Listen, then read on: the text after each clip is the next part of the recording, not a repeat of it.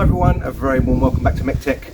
We're back out in the garden today and we're going to be working on the workshop, which as you can see is no longer here. There's just an empty space where all the panels were, and I have got a bit more room over here now. So without further ado, let's crack on and I'll show you exactly what I've been doing.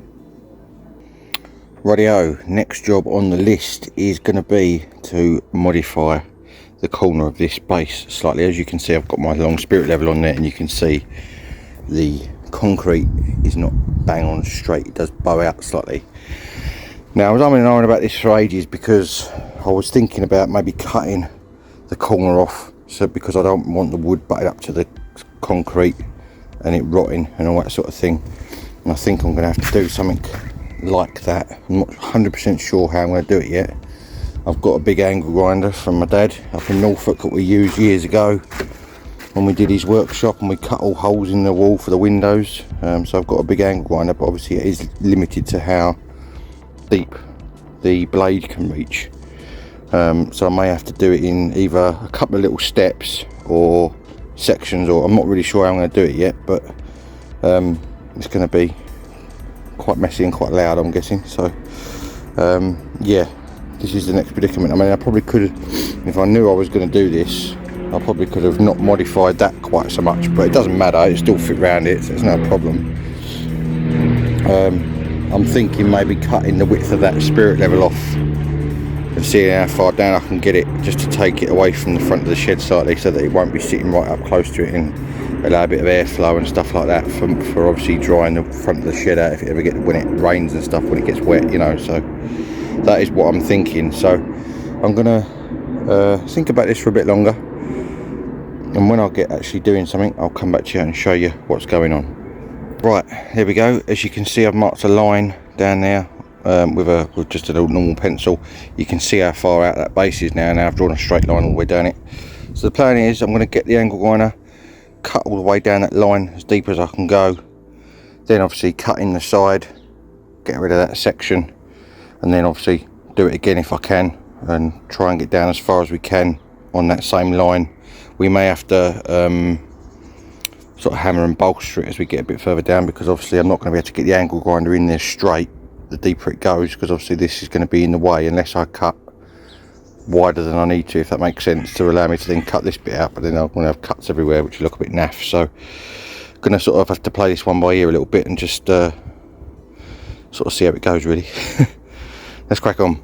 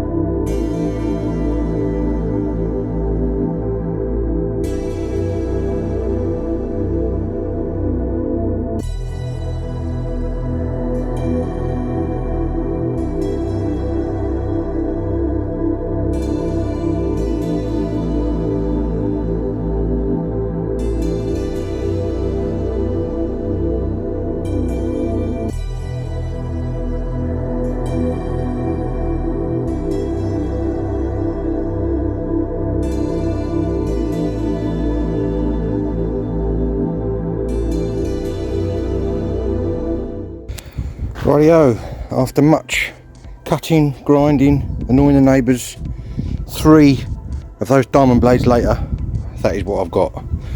As you can see, it's not particularly pretty, but bearing in mind the wall of the new shed is going to be basically there, so you ain't going to see it. I just wanted there to be an air gap to obviously stop the wood from rotting on the front of the shed. So that is what I've achieved. That corner comes out very slightly that way, but we won't worry about that. You won't even see it once it's there. So that should be good to go. Next job now is to start getting these walls into place and making a shed. Workshop, I mean. Let's carry on.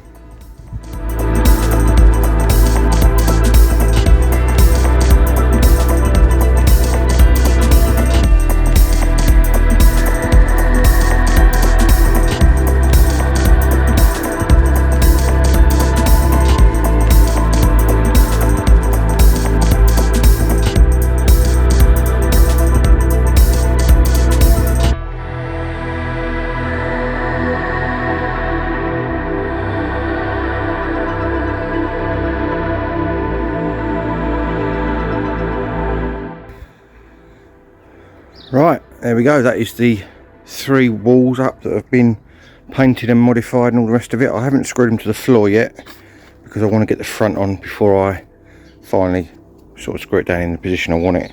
But it's basically where I want it. So yeah, see that cut out around the base there? It's working nicely. It's got a gap right around it so it won't rot. Obviously the 2 corners are screwed in together. This end I didn't think about it, but it obviously overhangs because the wall of the shed, outside wall of the shed is here. The overhang obviously overhangs that bit, so when I concrete this in, I'll just concrete underneath that as well and it should be absolutely fine. There's no weight on that bit really, it's only that little overhang bit, so it's the same difference as what I've done there where I've made it sort of floating, you know, but it should be fine. So next job now is I've got to modify the front. As you can see, I've had a big, well, you wouldn't think so, but I've actually had a big clear up. All the old shed's gone, all the old bits of tree are gone, and that is the front of the shed. Now, the eagle-eyed among you will notice that the door is at the wrong end, because otherwise it's going to be over there, which is no good. So, what the plan is I'm going to take everything off of this side to leave this the frame, take the windows out, flip them round, and then put all the slats and everything back on the other side, and hopefully it should all go back on the opposite side and fit the other way around. That is the plan. Whether or not it works like that, it remains to be seen, but that is what I've got in my head. So the next job is going to be a bit laborious. I need to try and strip all these log laps off without destroying too many of them, and obviously I'm going to lay it flat on the grass, get everything out of it that I can. I'm hoping that window unit is like a sort of standalone unit as such, and I can just take it out and flip it round. I haven't looked at that yet, so I don't know. But yeah, only time will tell on that sort of thing. So that is going to be the next job. Not going to be particularly easy, I don't think, but there we go. So let's crack on and see what we can do with this. Right, that is what I'm left with after taking all the slats off. Now, unfortunately, couldn't save any of them. They were all just disintegrating as soon as I touched them. So I just knocked them all off. I'm going to have to get some new log lap to the front. That is what I'm left with as far as the frame's concerned.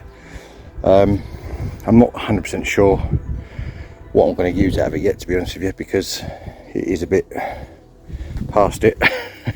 And I may need to make something that fits my needs more in that corner, if that makes sense, because at the moment where I was planning on putting all the shelving is where those windows are, which means the shelving's all going to have overhanging the windows, which is not ideal. So yeah, I may have to rethink things on this. I mean, I had to take it apart anyway, because obviously I would have needed to have either got rid of it or used the wood for something else, so it's not a problem. I've just got to work out now what the best course of action is next, really, whether I start from scratch and make a new one, or whether I try and make this one work somehow. Jury's out on that one at the moment, so I'll come back to you when I've made the decision. Right, I'll just show you what I've got going on here. As you can see, I've got the frame now laid out on the grass, and I've got it flipped over the way I need it, and I've got the window out and flipped around as well. So that is now screwed back in what would have been the original position, but just over that way, if that makes sense. Now the base along this side had also gone rotten, as you would have seen from all the rest of it. So these two bits of wood I've got are actually the two diagonal struts off of the original summer house. So there's a little bit of the old summer house shed, shack, whatever you want to call it, going into the new one, which is really cool. So I'm going to join those in the middle. It just so happens that the diagonal that I cut on them years ago to make them into two struts fits together lovely. So I'm going to screw that together on the bottom of that downward joist there, so that it's got a join underneath it and it will rest on both, if that makes sense. It should be nice and strong. So I'm going to cut the ends off, because obviously they're on diagonals as well at the moment, so I'll cut them off square. That should do the job on that, and then we can start looking at, I may put another strut in or move that one over a little bit, depending on what door I'm going to use, because this would have had a double door in it originally, which I have got, but it will interfere with the concrete base down there, so I may have to make it a single door, in which case I'll have to make the opening obviously smaller, so I'll move it over that way a little bit, or put another strut in, as I say, just to give it a bit more strength. I'm not sure what I'm going to do on that one yet, but I'm going to get this bottom piece put in. You saw me do that on the other side, so I won't film me doing that again, and obviously then we can carry on from there. Let's crack on. Right, this is the stage we're at the moment. I saved you the boredom of watching me paint the windows, so they're all now painted. As I would have said earlier in the video, I thought about modifying this, but I've left it as they are because they're all one unit, and I thought, well, I'll just have to have, if I have shelves in front of the windows, I have shelves in front of the windows. It doesn't matter too much. Now I only had one bit of log lap left, which I cut in half and made the first two panels there. Obviously I painted those, and today I've had all the more log lap delivered. So what I want to do is I'm going to get this bit underneath the window panelled up, because I can't get to some of that with it being in position over there because of the base. So I'm going to do this bit, get it all painted, and then I may put this into position, because then that allows me to screw the walls together, because they are just flapping in the breeze at the moment on the sides, and also allows me to get the shed in the final resting position it's going to be in and screw that down. And then obviously once it's in position I can finish the rest of the log lap up the side here and along the top and down this side, and I can put the door and everything, and I can work out what I'm going to do with the door and stuff like that. So I think that may be easier to do that, and it also means I can get the roof on for these two big panels here. There's a little repair we've got to do on that one there, where it's gone a little bit rotten on the end of one of the boards, but apart from that it's all in good nick. So yeah, we are progressing. So as I say, I'm going to get this panelled up to the bottom of the window, and then I'm going to possibly look at getting this put into position on the shed and screwed together. Let's crack on.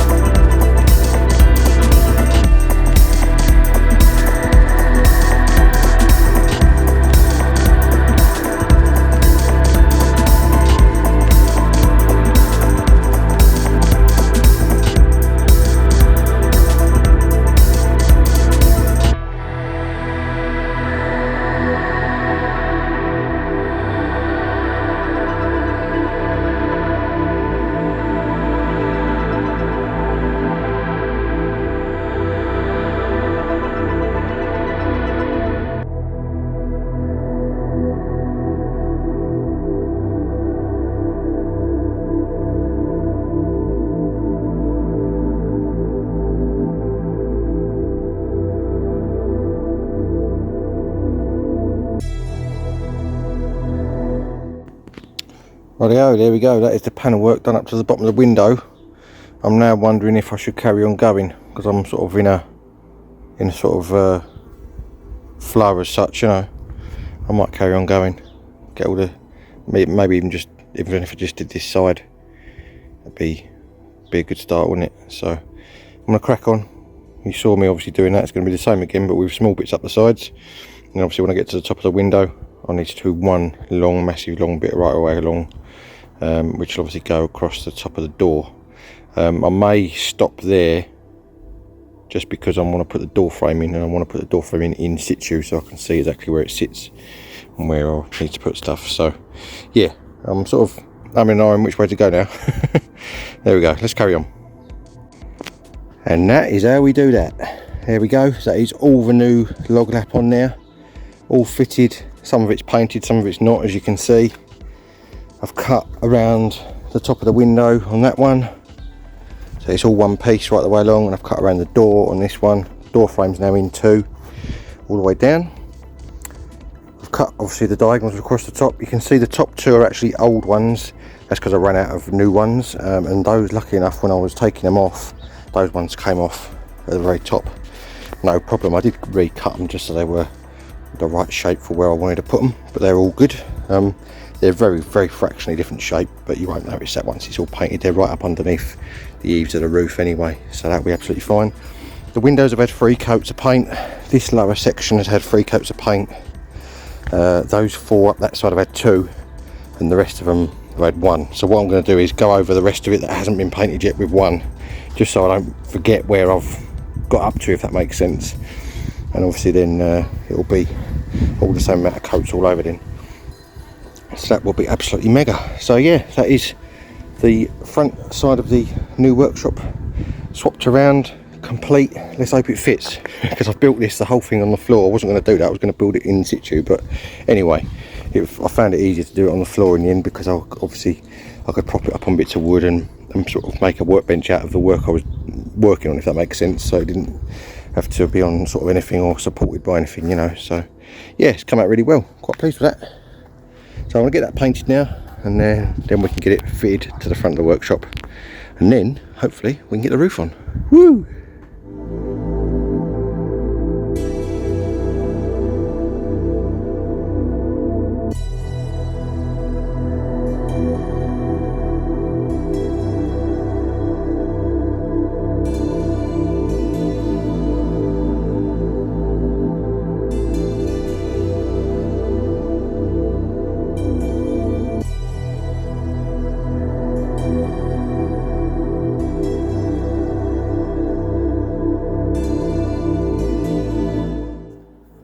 Right, there we go. That is the front side of the new workshop complete. Let's hope I've done it right. We are going to find out now whether it fits. I'm going to move a few things out the way over there, and we'll get it into position, see what sort of shape we're in, and go from there.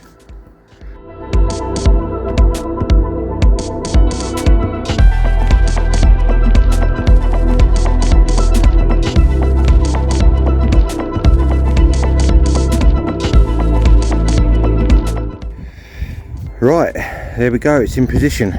Now, I knew that the door was going to overhang, so don't worry about that. I have made a bit of an error though, and that is the top pieces, which I've cut diagonals on, needed to be cut higher to overlap the roof, because as you can see by the back, they stick up in the air, which I didn't realise. So I may have to do something, either take them off and recut them again, or make some little infill panels for that. It's not a major problem, it's just a bit annoying really. So anyway, that's seen at least. I'm going to get that screwed in position now so it don't fall over. And obviously we'll have to worry about the roof after, and getting some infill panels made for that, or however I'm going to end up doing it. It's a shame, because I thought I'd done a nice job of that diagonal, but there we go.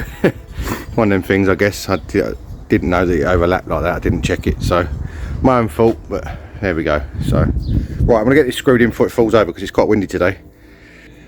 Right, with that all screwed together, and I've also screwed it down now as well, so it is not going anywhere at all. Move the trampoline out of the way so you can see it properly, get a decent view. I even clean the windows, how about that? Anyway, here's our roof panels. This one is the one for this side, and it does need a little bit of repair work here, because that plank is a little bit rotten. I've got a new bit of wood I'm going to put in there, just that section. The other side is fine, so what I think I'm going to do is I'm going to get the other side moved out, get that old trim off the side of it, and the old bit of felt off the side of it, and I can actually get that piece on the roof of the shed then, so at least it's got one half of the roof on it, and then I can work on this bit on the floor over here. Made a little bit of room over here. We'll get that bit of wood replaced, and hopefully get that side on as well with any luck, and then at least we'll have a semi waterproof shed, because as you can see I've got a blue tarp in it at the moment protecting that plywood floor, because I don't really want to get the plywood floor wet. Even though it's stained, it'll be fine, but I just don't want to get it wet. So anyway, right, so I'm going to get this moved out and see what we can do.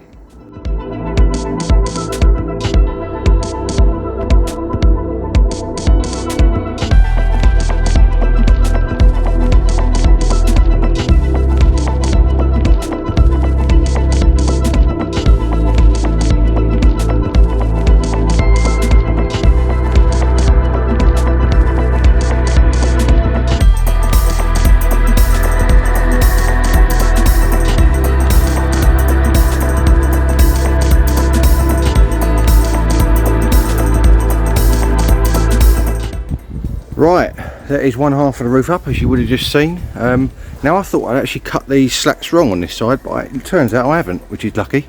The back ones do go up higher because the roof stops inside the wall, as you can see.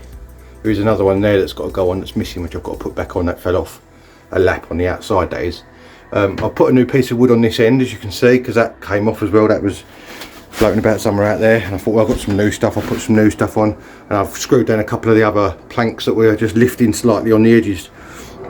But yeah, this end actually has got a trim on it which goes on the outside, which notches around those joists. I'm going to do that a bit better. I think what I'm going to do is put some actual wood in here, fill the gap, and then put the trim over the top, so that it's proper sealed off, because I don't want any rodents or whatever, bugs or whatever, getting in there and living in there, you know. So anyway, I'm waffling. That's that half of the roof on. Now we can turn our attention to this half of the roof, which needs a new end piece of wood. As you can see, it is rotten on that end now, and which I've actually got to go and get that, and a little piece put in here as I showed you before, and then that bit can go on, and then that is the roof on the new workshop. And then all I need to do is felt it to make it watertight, but at least it'll have something on there rather than it just being an open shell. And I can put a tarp right over the roof for now and just tack it on the side so that it's got something over it and it's waterproof, and that will be absolutely superb. Top banana, let's carry on. Right, I'll just show you what I've been doing. Instead of replacing the whole length of wood, I've actually found a small piece that I had which matched up, and I've joined that in, so it's joined there with a little joiner, and obviously it goes along to the end. But having turned the roof panel round, I thought this was the only rotten bit I had to replace, these two, but the ends of these ones where I had to replace that manky bit of wood are all gone a bit manky, and it's gone a bit funny here as well. Now this is the overhang part, so it doesn't matter so much, but I have actually got some more wood, so I'm going to replace these three end ones, and I'm going to replace those two there, and then that should give us a nice solid roof to go for many years to come. So let's get these knocked off and nailed on, and then we can get the new ones nailed back on again.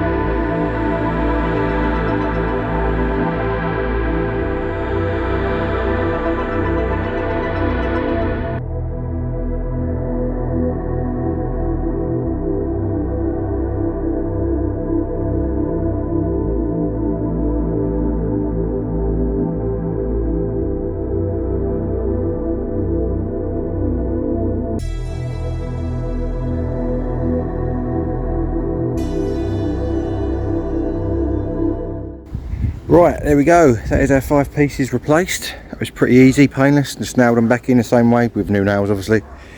It looks absolutely fine. Obviously they're going to get a coat of stain from the underside, so you won't see that they're new, because obviously this bit is on show, so it does the canopy underneath there. So I think that is nice and strong now, and we can get that actually put on the shed. Workshop, sorry, keep calling it a shed, workshop. What I might do quickly first, because I had to do it up on the roof before, was denail it from all the old felt tacks. So I'll get all those out so I haven't got to sit up on the roof and do it again, and then I can get that lifted on there, and then we've got a complete shed as far as wooden panels are concerned.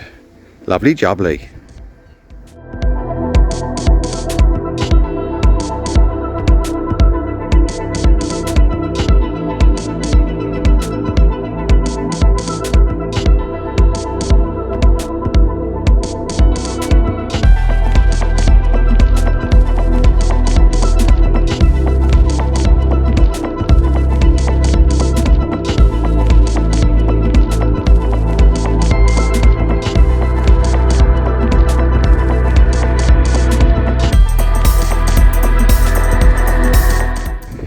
just like that, we have a roof. How about that, eh? Now, I've only screwed it together in the middle at the moment. I've not screwed any down any of the sides yet, but at least now it's got a roof over it, which is absolutely superb. I've just screwed along this ridge beam, with 2 ridge beams in the middle. I may just adjust that slightly because it's not quite bang in the centre. I know it doesn't make any difference at all, but I'm a bit funny like that, so I like to do things like that. So yeah, anyway, all the roof planks are in, as you can see. Plank inside the shed, talking to you now. So now I can get a tarpaulin actually over the top of the shed workshop for now, and at least then it will be watertight as far as the floor not getting wet and all that malarkey. So yeah, well chuffed with that. For a plumb, using all second-hand bits mainly. That's come out pretty well, I reckon. Top banana. Right then, that is going to be it for this episode on Mec-Tec. I think that is a good place to stop. As you can see, I've got a blue tarpaulin over the roof now to weatherproof it just for now until I get some felt to do the roof obviously properly. That'll keep the weather out just for the minute and stop my nice plywood floor from getting all wet and manky. So that's really good. I'm really pleased with how it's come out. It's not too bad considering it was made from all different sort of bits and bobs and obviously second-hand parts and whatever. I must thank my mate Dave again for donating this to me. It is absolutely mega. It's going to make a big difference hopefully to my space and the channel as well, so that'd be really good. If you do like projects like this, the workshop, the cars, the C1, the Puma, the cab, the Fiesta, the Mark II Fiesta, the DeLorean, the Capri, there's loads of them on there. Make sure you have a look at my back catalogue, and obviously if you do like what you see, make sure you do 4 things for me: like, subscribe, share and hit the notification bell. It costs you nothing and it really helps me out on the channel, so I would really appreciate it if you could do that. That would be absolutely superb. Remember, I've got Instagram, Mec_Tec1985, and I have got Facebook, Mec-Tec, for little sneak peeks during the week of what I'm up to. And all that's left me to say is thank you very much for watching, and if you want to join me soon for more carpentry capers or automotive adventures, I'll see you again next time. Cheers guys.